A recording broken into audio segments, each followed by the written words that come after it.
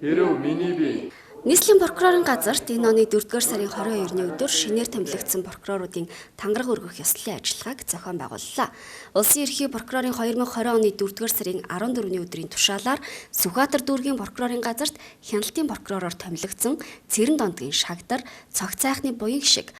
Баянгол дүүргийн прокурорын газарт хяналтын прокуророор томилогдсон Гончхийн Намжил, Эрдэнэт Номын Эрдэнэ,